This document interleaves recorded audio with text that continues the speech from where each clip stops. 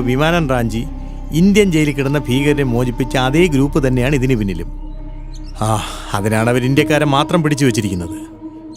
48 മണിക്കൂറിനുള്ളിൽ അവർ പറഞ്ഞിരിക്കുന്ന ഭീകരവാദിയെ വിട്ടുകൊടുത്തില്ലെങ്കിൽ ബന്ദികളെ വധിക്കുമെന്നാണ് ഭീഷണി. യാതൊരുവിധ നെഗോഷിയേഷനും അവർ തയ്യാറല്ല. എന്തായാലും താൻ ഇതൊന്നും ഇപ്പം ഇവിടെ ആരെ അറിയിക്കണ്ട. ശരി, പ്രശ്നമാവോ സർ? എല്ലാം ഗവൺമെന്റിന്റെ തീരുമാനം പോലിരിക്കും. Okay okay sir.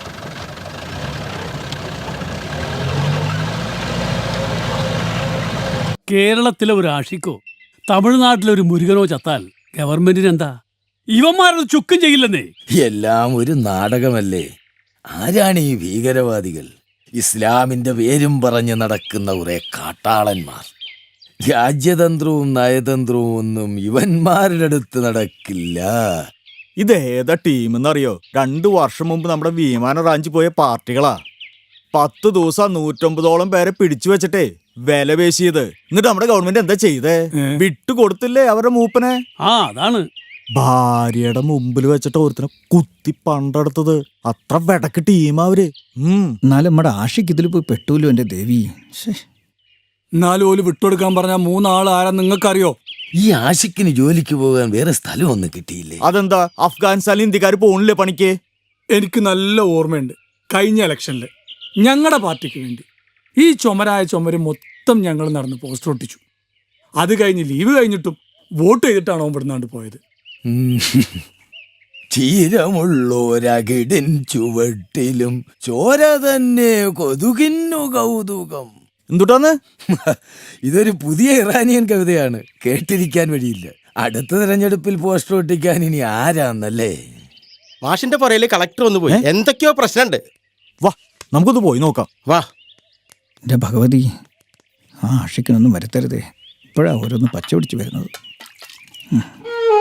തങ്ങളുടെ ആവശ്യങ്ങൾ അറിയിച്ച് 48 മണിക്കൂർ കഴിഞ്ഞിട്ടും ഇന്ത്യ ഗവൺമെന്റ് പ്രതികരിക്കാത്തതിൽ കടുത്ത അമർഷമുണ്ടെന്ന് ഭീകരവാദികൾ. ഇനിയും കാലാവധി നീട്ടില്ലെന്നും ഇതിന്റെ പ്രത്യാഘാതം ഒരു ഞെട്ടലോടെ മാത്രമേ നിങ്ങൾക്ക് കേൾക്കാൻ കഴിയൂ എന്നും അവർ ഭീഷണി മുഴക്കിയിട്ടുണ്ട്.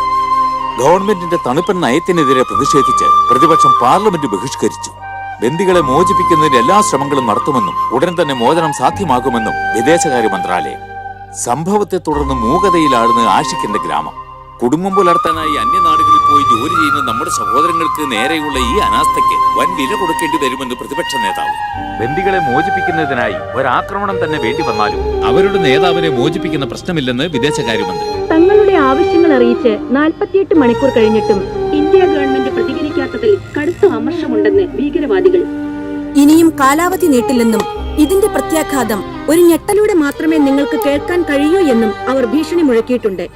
ഗവൺമെന്റിന്റെ തണുപ്പൻ നയത്തിനെതിരെ പ്രതിഷേധിച്ച് പ്രതിപക്ഷം പാർലമെന്റ് ബഹിഷ്കരിച്ചു. ബന്ദികളെ മോചിപ്പിക്കുന്നതിന് എല്ലാ ശ്രമങ്ങളും നടത്തുമെന്നും ഉടൻ തന്നെ മോചനം സാധ്യമാകുമെന്നും വിദേശകാര്യ മന്ത്രാലയം. MLA വിളിച്ചു, കളക്ടർ നേരിട്ട് വന്നു, അദ്ദേഹം മന്ത്രി അവരെ വിളിച്ചു. എന്നിട്ട് എന്ത് തേങ്ങ നടന്നേ? പ്രസിഡന്റ് സംഭവത്തിന്റെ സീരിയസ്നെസ് അറിയാലോ അല്ലേ? നിങ്ങൾ എല്ലാവരെക്കാളും എനിക്ക് വേണ്ടപ്പെട്ട ആളാണ് ഈ മാഷും ആഷിക്കൊക്കെ. ഞാനിനി മുട്ടാത്ത വാതിലുകളില്ല. എല്ലാവരും പറയണത് രാജ്യാന്തര പ്രശ്നമാണ്, സെൻട്രൽ ഗവൺമെൻറ് കീഴിലാണ്, എക്സ്റ്റേണൽ അഫയേഴ്സ് മിനിസ്ട്രിയാണ് ഇത് കൈകാര്യം ചെയ്യുന്നത് എന്നൊക്കെയാണ്. മാഷ് സമാധാനമായിട്ടിരിക്കുക എന്നെനിക്ക് പറയാൻ പറ്റണില്ല. എന്താണ് ഇനി ചെയ്യേണ്ടത്? എനിക്കൊരു എത്തുമ്പടിയും കിട്ടണില്ല. ഞങ്ങൾ നിങ്ങളെ കുറ്റം പറയില്ല പ്രസിഡന്റ്, സമയത്തിന്റെ വില നിങ്ങൾക്കറിയാലോ. എനിക്ക് ഒരു മനസമാധാനവും ഇല്ല. മോളുടെയും കുട്ടികളുടെയും അവസ്ഥ ആലോചിച്ചിട്ട് എനിക്ക് സഹിക്കാൻ വയ്യ. നമുക്ക് ഷൈനിയുടെ അടുത്ത് വരെ ഒന്ന് പോയാലോ? ഞാനും വിചാരിച്ച ഒന്ന് പോണോന്ന്. ദേ ഷൈനി വന്നല്ലോ. എന്താ മോളെ, ഞങ്ങൾ നിന്റെ വീട്ടിലേക്ക് ഇറങ്ങാൻ നിൽക്കുമായിരുന്നു. എന്തേലും വിവരം കിട്ടിയോ? ഇല്ല, മാഷിനി വിളിക്കാത്ത ആളില്ല. ജോലിസ്ഥലത്താണെങ്കിൽ വിളിച്ചിട്ട് എടുക്കണില്ല. അവരുടെ ബഹ്റിൻ ഓഫീസിൽ വിളിച്ചിട്ട് കിട്ടണമില്ല. ഇനിയിപ്പോ എന്ത് ചെയ്യും? എനിക്ക് വല്ലാണ്ട് പേടിയാണു. ഇങ്ങക്കറിയണ ആരെങ്കിലും ബഹ്റിനിൽ ജോലി ചെയ്യണുണ്ടോ? അവരെ ഒന്ന് വിളിച്ചാൽ ആ കമ്പനിയിൽ ഒന്ന് അന്വേഷിപ്പിക്കാമായിരുന്നു. അതിപ്പോ ആരാ ഉള്ളേ? അല്ല, നിന്റെ അനിയൻ അവിടെയല്ലേ ജോലി ചെയ്യുന്നേ? ഒരിക്കൽ നീ പറഞ്ഞ ഓർമ്മയുണ്ട്. ആയിരുന്നു, പക്ഷെ ഇപ്പൊ എവിടാന്നറിയില്ല. നീ ഏതായാലും അപ്പനെ പോയെന്ന് കാണാം. ഈ ഒരു അവസ്ഥയില് ഒരു സഹായിക്കാതിരിക്കുവോ? മോളെ, മക്കളുടെ തുണി തയ്ച്ചു കഴിഞ്ഞെങ്കിൽ ഇങ്ങ് തന്നേക്ക്, ഞാൻ വീട്ടിലേക്കാ. അത് ഇന്നലെ തന്നെ റെഡിയാ, ഇപ്പൊ തരാം. ആഷിക്കിന്റെ വിവരം വല്ലതും കിട്ടിയോ മോളെ? ഇല്ല.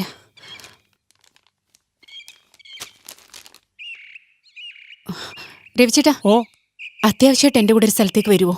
പിന്നെന്താ, കേറും മോളെ. ഞങ്ങളോടി വരണോ? വേണ്ട, രവിചേട്ടനുണ്ടല്ലോ.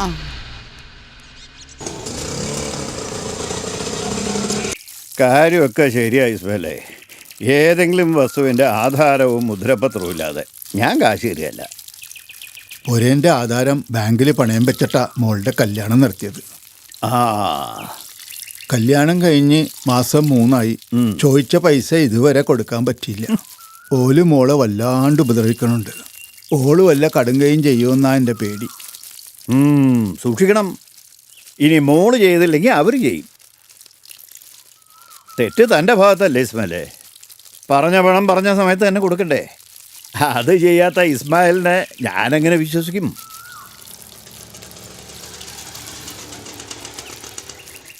തനിക്ക് എൻ്റെ മോൻ്റെ കാര്യം അറിയോ? കല്യാണം കഴിഞ്ഞ് പെണ്ണിൻ്റെ തന്ത കൈമലർത്തി. രൂപ 1ഉം 2ഉം അല്ല, 80 ലക്ഷമാണ്. 1 മാസം കഴിഞ്ഞ് 2 മാസം കഴിഞ്ഞ് മുഖം കറുപ്പിച്ച് ചോദിച്ചപ്പോൾ പറയുക കോടതിയിൽ പോകുന്നു. എന്നിട്ട് എന്തായി? ഒരാഴ്ച കഴിഞ്ഞപ്പോൾ വീട്ടിലെ ഗ്യാസ് സ്റ്റൗ പൊട്ടിത്തെറിച്ച് പെണ്ണ് ചത്തു. ഉള്ളത് പറയണമല്ലോ. കേസും കോടതിയൊക്കെ ഇട്ട് കുറേ കാശ് ചിലവാക്കി. പിന്നെ ഗ്യാസ് കുറ്റി കുറ്റം സമ്മതിച്ചു. അവൻ വേറെ കല്യാണം കഴിച്ചിപ്പോൾ സുഖമായിട്ടിരിക്കുന്നു. പെണ്ണിൻ്റെ തന്തയുടെ കമ്പനിയുടെ ചെയർമാനാ. അല്ല, ഒരു കണക്കിന് ആ കമ്പനി അവനുള്ളതല്ലേ. കാശിന് കാശ് തന്നെ വേണം ഇസ്മായിലേ. ഈ ആധാരവും മുദ്രപത്രവും ഒന്നും ഇല്ലാതെ ചാക്കോ മുതലാളി കാശ് തരില്ല. അതിപ്പോൾ എൻ്റെ തന്തയ്ക്കായാലും മോൾക്കായാലും. ഇസ്മായിൽ പോയിട്ട് വാ.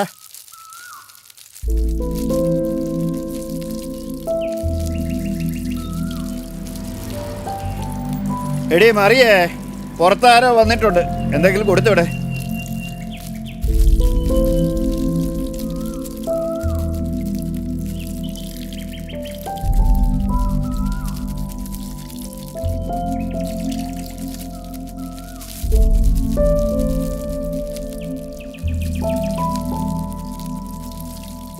എനിക്ക് അനിക്കുട്ടൻ്റെ ബഹ്റിനിലെ നമ്പർ ഒന്ന് വേണം.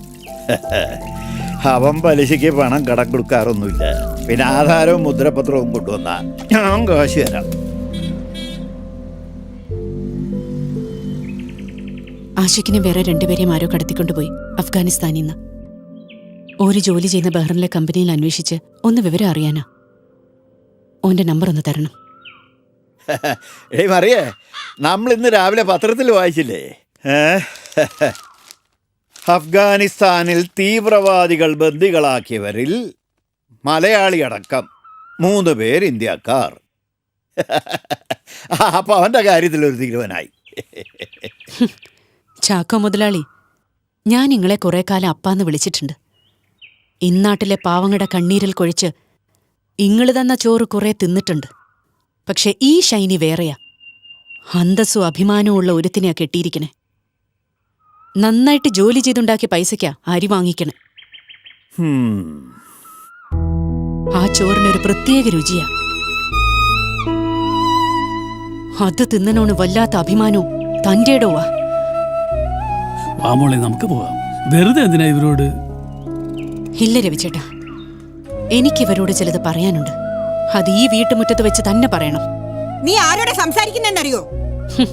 നന്നായിട്ടറിയാം. ബെൻസുകാരിൽ ഞെളിഞ്ഞിരുന്ന് പോകുമ്പോ നാട്ടുകാർ ഓമന പേരിട്ട പാഷാണം ചാക്കോയോട് തന്നെ.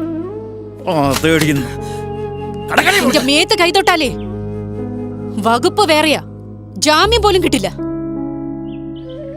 വാമോളെ, നമുക്ക് പോവാം. എന്നെ വിട് രവിച്ചേട്ടാ, എനിക്ക് പറയാനുള്ളത് പറഞ്ഞിട്ടേ പോകൂ. കള്ളച്ചാരയും കടത്തി കാശുണ്ടാക്കി ഇങ്ങടെ കൂട്ടുകാരന്റെ തലതിരിഞ്ഞ മോനെ കെട്ടാതെ അന്തസ്സും തന്റെ ഇടമുള്ള ഒരാണിന്റെ കൂടെ ഇറങ്ങിപ്പോയതല്ലേ എന്റെ കുറ്റം. എനിക്കതിൽ സന്തോഷമുണ്ട്. ഈ ജയിലിൽ നിന്ന് പുറത്തു വന്ന ശേഷമാ ജീവിതം എന്താന്ന് മനസ്സിലാക്കിയത്, സ്നേഹം എന്താന്ന് അറിഞ്ഞത്. കുടുംബത്തിന്റെ മാനം കളഞ്ഞിട്ട് പ്രസംഗിക്കുന്നു. നീ നോക്കിക്കോടി, അവൻ ചത്തെന്ന് പത്രത്തിൽ വാർത്ത വരുന്ന അന്ന് ഞാനിവിടെ പടക്കം പൊട്ടിക്കും, മാലപ്പടക്കം. സ്നേഹം എന്ന് വെച്ചാൽ എന്താണെന്നറിയോ നിങ്ങൾക്ക്? അതറിയണില്ല നിങ്ങൾ ആ മാഷിന്റെ കൊച്ചു. For more updates, like, comment, subscribe to our channel.